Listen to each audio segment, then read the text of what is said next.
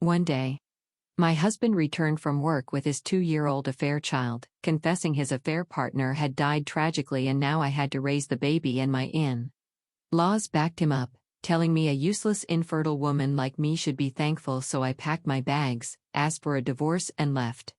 Husband and in-laws started sending me threats to come back and calling me a heartless villain, so I decided to give them a taste of their own medicine.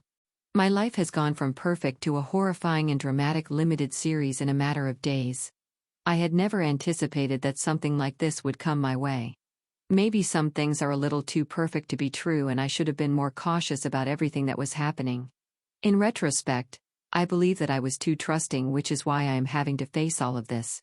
I, 32, got married to my husband Kendall, Ken male, 35, 5 years ago. We had known each other for a long time before that but had started dating only 2 years prior to getting married. That was my best relationship and I always thought that he was the kind of man that I could end up getting married to. He had shown no red flags since I had known him and in the 2 years that I had been with him. Now when I come to think of it, I think that the entire trope of he doesn't have a single red flag is a red flag in itself. No one is perfect, and if you can't see any red flags, please run, because then the person isn't being organic at all. He or she is putting up a performance for you to buy and fall for. Don't fall for it like I did. Anyway, I had a great relationship with him, and my previous relationships, though I admit they had not been many, were bad when compared to my relationship with him. So it was kind of obvious that he would have been my go-to choice. We were in love and we were happy. His parents liked me too. Ken is their only child and they depend on him a lot. By extension, they doted on me too. Even after marriage, I had never had to face the entire interfering mother-in-law problem, and I was very grateful for that. My in-laws don't live in the same state as us, but either we or they keep traveling up and down a couple of times a year to meet each other. It is important to him and that's why I do it. We don't meet my parents as much, but that's okay by me because I have siblings who keep my parents company. Anyway, I digress. What the point of this entire backstory is to tell you that I had, by all means, the perfect marriage. And when the marriage wasn't perfect, when we were having issues with each other, the lowest that it could plummet down to was reasonably decent. I've never had problems with him, which is why what happened was something that I had never anticipated. A few months into getting married, Ken and I decided that we wanted to try for a baby. Neither of us has ever been fans of a huge family. I come from one, which is why I know the drawbacks of having a house that is too full. It's fun and fulfilling, yes, but it also is a big financial decision that we couldn't have afforded to take in this economy anyway. I am one of 6 brothers and sisters, and while all of us had a lot of fun growing up and have each other's support as adults, it can get very taxing raising so many kids. Ken on his part has always known a small family. That's his comfort zone, and when he first met my siblings, all of them at once, the amount of chatter and catching up genuinely threw him off for quite some time. So both of us were aligned when it came to decisions regarding the family. We knew we wanted a small family, which is why we thought it would be best if we started trying early. For the first few months, we were excited, and even though nothing happened, we didn't get disheartened. But gradually that failure began to take its toll on us, or much rather on me. Ken was still optimistic, and I think he also put up a brave front for me, but my faith was beginning to dwindle. After an entire year of trying, I suggested that we go to a fertility specialist and see what was up. I think it is easy to guess what he would have said. The doctor had made it very clear that it would be very difficult for me to have children naturally. Conception for me was an uphill battle, and the only way for us to ensure a pregnancy and a child this way would be to go for fertility treatments. It was a very hard day for him, and though now I have come to terms with it, I felt horrible about myself as a woman and for Ken because he had a wife like me. It was a very dark period of my life. What angered me the most was that Ken immediately started discussing fertility treatments with the doctor without even consulting me. We had never had an open discussion about it before because neither of us had anticipated that something like this would actually happen. But I had, in passing, mentioned to him that if I wanted a kid and was unable to have kids biologically and/or naturally, I would prefer to look into adoption more than anything else. Ken in that very moment stripped me of our agency when he started discussing fertility treatments and IVF options with the doctor for me. Never once did he ask me if I was okay with it. I wasn't, but none of that mattered to him. No. I don't think that's the right way to put it. It didn't even cross his mind to talk to me first before anything else. I was that much of an afterthought in this entire process. I didn't want to create a scene in the clinic, so I didn't say anything but kept on nodding. But on the way back I told him that I didn't like the way he behaved. We had a major fight that day, but we sorted things out eventually. It took us months. I'm not going to deny to get back into a healthy place for all of us. My issue was that I was very unsure about IVF. I know it has worked for many people and I know it is regarded as a miracle for many, just like Ken, but I was definitely afraid of going through that procedure and injecting my body with hormones and medicines, especially given the possibility that we could end up having twins or even triplets. It was just too much for me. A lot of women do it, but I am not cut out for it, and I felt that at the end of the day it was my body, and if I wasn't comfortable going forth with this, that should have held primary importance. But for Ken, it was about the family. He was choosing the possibility of a non-existent family, an unborn child over the health, physical and mental and overall well-being of his wife, and that rubbed me off the wrong way. We had numerous fights about this, countless fights. For around 6 months, we were at consistent odds with each other. I tried to show him my perspective and he tried to show me his. I'm not calling him wrong. I never did, even when we fought. I was just taken aback by the complete disregard that he was showing me and my considerations. The entire process of undergoing IVF made me feel unsafe. And to me, that should have been enough to put an end to the discussion, but it wasn't. But we made it through it somehow. I had honestly thought that that would have been the end of my marriage, but we got out stronger from it. Little did I know that I had a bigger shock waiting for me on the other side, one that makes me think that it would have been better had we ended the marriage than drag it out, only for me to end up facing what I did. We ended up going to marriage counseling for a while, and that helped a lot. I thought that the worst was over. I could see the improvement in our communication and marriage in only a couple of sessions. Then we began to have actual open discussions about the family and children, and both of us had mutually come to the decision that we would put off all baby talk for a while and try and navigate life as a couple. If we still felt that we wanted to have a child, we would proceed with adoption. It was the perfect solution according to me, and things got better between us. I had no reason to think that he was cheating on me. There were no signs, there were no suspicious work trips or late-night office meetings, and most importantly, I have always been very trusting of Ken. For the last 3 years, this is what the situation has been. I have trusted him blindly. We have been a happy couple, and there has been nothing wrong in the relationship that has made me question his loyalty or his love towards me. So, yeah, he is a great actor. Everything changed last week. I stayed back at home because I was feeling a little sick. Ken was in the office, but I got a text from him saying that he had something very important to discuss with me and he didn't want me to react poorly. I don't know what that was, but I thought that maybe it was something related to work. I was waiting for him to come home, and when he did, he had a little boy in tow. My immediate reaction was to think that he had brought home someone's kid to babysit, which is why he told me that he didn't want a reaction out of me. I greeted them and made a little small talk with the kid and pulled Ken aside. I asked him whose child it was, and he didn't say anything. I asked him again. No response. Finally, he told me that he was his son. For a moment I just looked at him and then I started laughing. I thought as if he was joking or pulling a prank on me, but before I could fully register what was even happening and could consider the possibility that maybe what he was saying might have some truth to it, the waterworks started.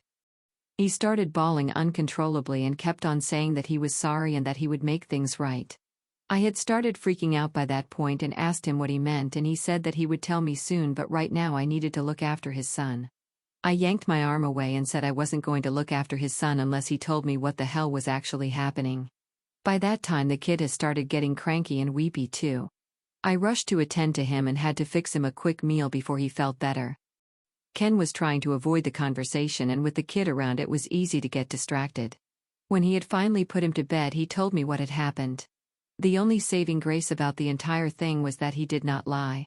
He told me that when we had hit a rough spot in our marriage, he felt as though a divorce was the only option. It was then that he had a fling with a woman, and according to him, it lasted a really short time. This was around the same time that we were contemplating going to marriage counseling. He said that they were both careful, but somehow she ended up pregnant. When she told him, he broke things off completely and asked her to abort, but she was adamant that she wasn't going to do that. By then, Things between us had gotten better and he said that he did not want to lose me over a mistake. That was when he hatched a plan that he would pretend to be okay with the idea of adoption, and when the time came, when we were ready, he would end up adopting his own child. He said that he did not want to give so much money to child support for 18 years and he was only waiting for the opportunity to get me on board again. I asked him if the mother knew about all this and agreed to it. He said the mother was okay as long as he was either paying her money to raise the kid or had taken the kid himself. I was too stunned to speak. I just couldn't believe that he would betray me this way. I asked him if the kid, Zach, male, was here since I wasn't on board. He said that his affair partner passed away in an accident and now the kid is completely his responsibility. I looked at him with complete disbelief. I couldn't begin to understand that now we had to be permanent caretakers of his kid with another woman. A kid that would be a constant reminder of his infidelity. I told him to get out of the house, but he went down on his knees and begged me not to leave him. He was trying to say something along the lines of how the kid is a blessing in disguise and whatnot, but my head was pounding. I just didn't have it in me to listen to this crap. I got up and just left, and I drove around town aimlessly and endlessly and just checked into a hotel. I dropped him a text that I wasn't coming back, and that was that. I got numerous messages and calls from him, but I didn't respond to a single one. I couldn't. I was completely and utterly numb by this, and I didn't know what to do. I had been betrayed like hell, and I was also going to be painted as a villain for not accepting a motherless child. It was all horrible and I didn't know what to do. I didn't go home for 2 days. On the 3rd day, my mother-in-law called me up.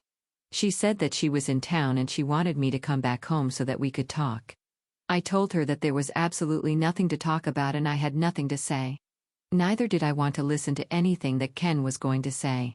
She said that she completely understood my perspective, but she wanted me there so that she could help me out. I was a foolish woman because I believed her.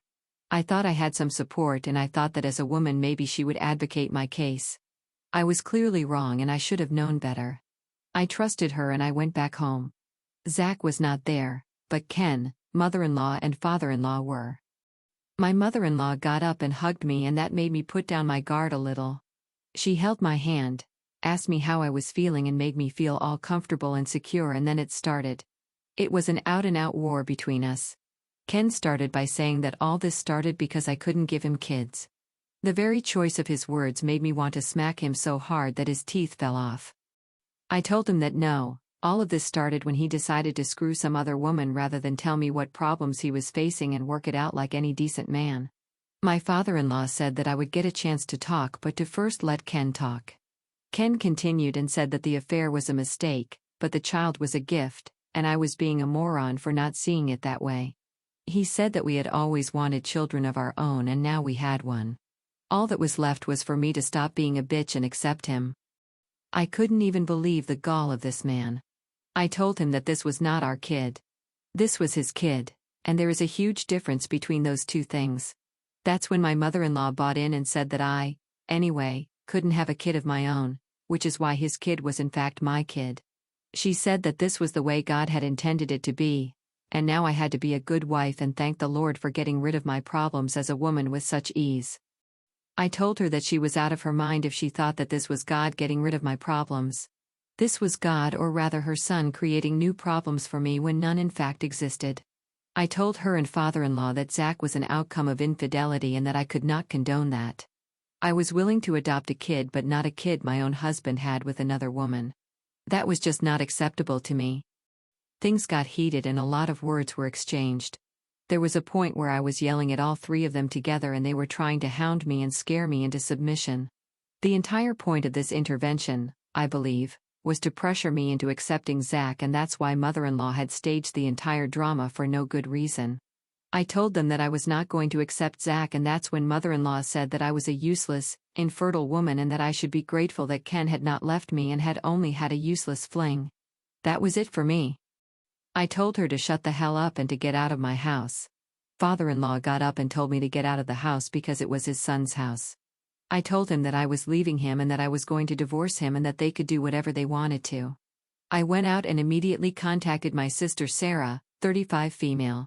She's a lawyer, and I told her everything in summary and told her that I needed her to prepare papers. She said I need not worry about anything and asked me to go to Noah's place, my brother, her twin. He lives in the same city as me. I told her that I hadn't wanted to involve all of them, but now it has come to that and I don't see any way out other than divorce. It has now been a week since I've been with Noah and I don't know what to feel anymore. Update 1. I have now been staying with my brother for over 2 weeks and I guess the thrill of being grandparents has worn off. Nobody has agreed to take care of Zach and my mother-in-law has been bombarding me with messages trying to manipulate and gaslight me into giving the poor kid a chance. I don't want to. I'm not going to be a mother to a kid that is the result of my husband's cheating. I know it's not Zach's fault, but I also know that I don't have it in me to look past it and agree to whatever is happening. I'm not cut out for that. Sarah has asked me not to block any one of them because this could be beneficial during the divorce proceedings, so I am stuck with this for as long as this doesn't resolve itself. Noah, however, told me that instead of taking this lying down, I could get back to them and mess with them. He suggests that I tell them that I'm willing to take care of Zach only if I'm allowed to open the relationship just from my end. That was the only way I would be willing to forgive Ken's infidelity if he allowed me to be open, but the same rules won't apply to him. I told him that that would be too much and Sarah would never allow me to do something like that because that would look bad for the divorce, but Noah said that he could sneakily pull something like that off. He also offered to have his friend pretend to be my boyfriend or the supposed third partner in the relationship. It sounds fun and to be honest I think I'm contemplating it. It would be fun to give my in-laws a taste of their own medicine, let them see what it feels like to have a third person just swoop in and ruin your marriage. Update 2. A lot has happened since my last update and I'm sorry for being missing in action for the last few weeks. My head has been pounding, and Reddit was the last thing on my mind.